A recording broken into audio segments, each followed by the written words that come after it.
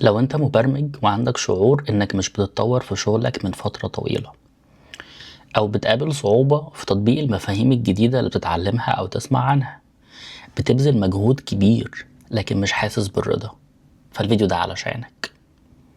بعيد عن الطبيخ، ازاي المبرمجين مستواهم بيتحسن.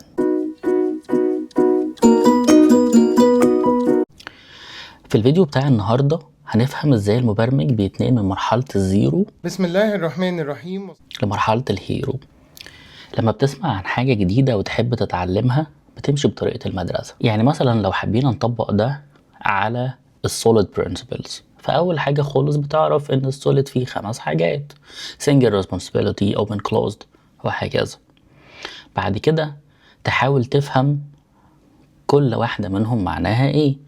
يعني لما حد يسألك يعني ايه single responsibility، هتقوله يعني كلاس يبقى عنده سبب واحد عشان يتغير أو ليه وظيفة واحدة. بعد كده تيجي لمرحلة التطبيق، لكن هنا بتنهار كل الأحلام.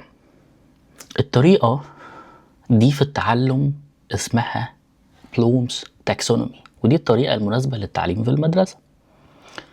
فأنت بعد كده بتظن إن أي حاجة جديدة عايز تتعلمها محتاجة منك إنك تفكر أكتر شوية، لأن الطريقة دي مناسبة للحاجات اللي محتاجة thinking، تفكير.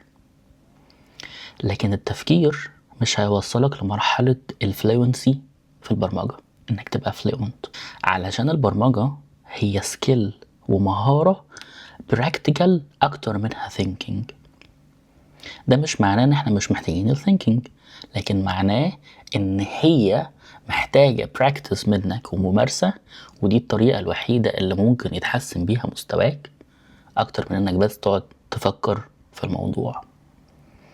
انا اتكعبلت في الست دي على لينكد ان، هي بتشرح المراحل اللي بنمر بيها عشان نكتسب مهارة جديدة. سمت الموضوع ده Hartman's Proficiency Taxonomy، والحكاية دي عاملة زي السلم اللي موجود قدامك دلوقتي، خطوة لخطوة بتعدي عليها لحد ما توصل للمرحلة انك تبقى professional او fluent في السكيل اللي انت بتتعلمها. اول خطوة هي مرحلة الفاميلياريتي، انك بتعرف ان الحاجة دي موجودة. وحقيقي مشاعرك في الخطوة دي بتبقى مرتبطة بانت ازاي عرفت الحاجة. يعني مثلا حضرت كورس، قريت كتاب، شفت حاجة اونلاين، فبتبقى حابب الحاجة دي، مشاعرك حلوة وايجابية ناحيتها. او ممكن تكون مشاعرك سلبية، عملت PR جامد جدا وبذلت مجهود كبير، وبعدين جالك كومنت عليه يقولك اللي انت عامله ده فيه كذا وكذا وكذا فانت محتاج تغيره. هنا بيبدأ يبقى عندك مقاومة او بتريزيست للحاجة دي. اللي انت قادر تعمله في الخطوة دي او في المرحلة دي انك بتعرف ان الحاجة موجودة.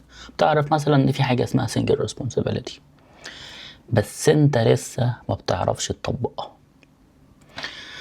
بعد كده نخش على مرحلة تانية اللي هي الكومبرهنشن. في المرحلة دي بتبدأ تعرف الحاجة وتقدر تطبقها، لكن لازم يكون في حد قاعد معاك. بدأت تشوف فايدة المهارة ان هي بتصلح حاجات، لكن ما بتبقى عايز الجايد قاعد جنبك، اقعد معايا وانا بعملها. فانت في المرحلة دي تقدر بتجيب نتيجة حلوة قوي وانت بتشوف التيوتوريال، بتعرف تشتغل في بير بروجرامينج. لكن اول الشخص او الجايد اللي قاعد معاك ده ما يمشي، بتبقى مش عارف تشتغل ومش عارف تعملها، وترجع تاني لعاداتك القديمة وتطبقها من غير المهارة الجديدة اللي انت لسه متعرف عليها. بعد كده تروح لمرحلة الكونشيوس ايفورت. دي المرحلة اللي تبدأ فيها تطبق لوحدك، قادر تعرف تمشي على الخطوات، قادر تدي ريفلكت عن نفسك وعارف تجرب. لكن بتبدأ تكتشف ان في اكسبشنز كتير، في حالات كتير انت مش قادر تتعامل معاها. فاللي انت قادر تعمله هنا تمشي على خطوات، لكن بتنصدم انك مش قادر تطلع نتائج يعتمد عليها، خصوصا لو ده بيحصل من غير فيدباك. عايز اقول ان المرحلة دي عاملة زي عنق الزجاجة، ناس كتير بتقف عندها وما بتطلعش منها، اما لانه مش متوفر له حد يديله فيدباك، او انه فكر انه خلاص مش محتاج الفيدباك، انا هروح اقعد لوحدي ولازم اطلع نتيجة دلوقتي، ولازم النتائج اللي اطلعها دي تبقى نتائج اعتمد عليها. مش هتعرف تعمل الخطوة دي، مش هتعرف تطلع من المرحلة دي من غير ما تكون بتاخد فيدباك. تروح تجرب وتاخد فيدباك، تجرب وتاخد فيدباك. المرحلة اللي بعد كده هي الكونشيوس اكشن. في المرحلة دي بتبدأ تحس ان القطعة بتاعة البازل بدأت تتجمع في دماغك. بتروح بقى تجرب يمين وشمال، عارف تختار الحل الصح لكل مشكلة، لا وكمان عارف تغير وتأدابت الخطوات اللي في دماغك والريسبس علشان يكون مناسبة للمشكلة اللي انت شغال عليها. بس عارف يا بطل ايه اللي انت بتعرفش تعمله في المرحلة دي؟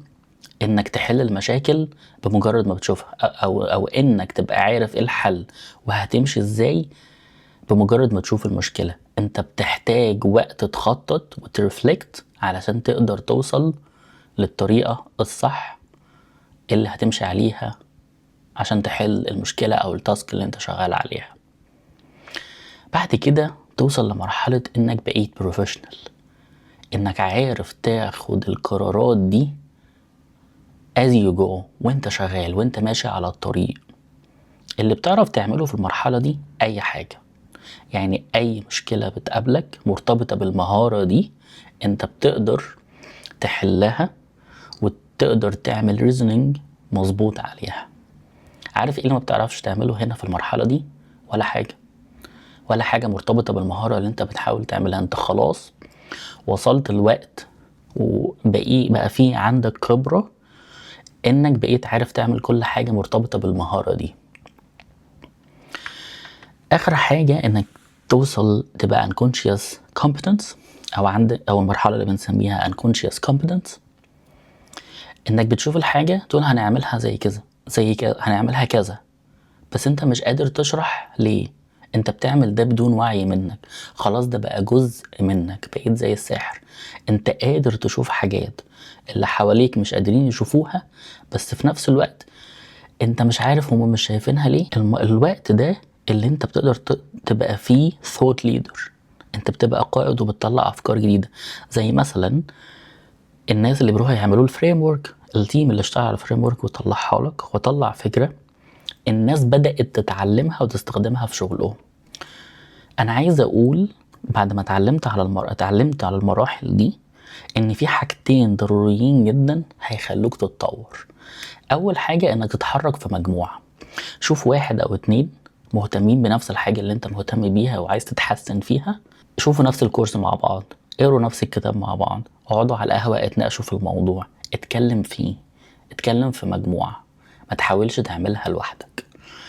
الحاجة التانية اللي هتبقى مفيدة ليك جدا انك تلاقي كوتش، واحد بيعملها احسن منك، تشتغل على الحاجة وتاخد منه فيدباك او تسمع منه افكار جديدة، ومن هنا هتتطور. لو عجبك الفيديو ده وعلمك حاجة جديدة ما تنساش تبعته لصاحبك اللي عاوز يذاكر ويتعلم معاك.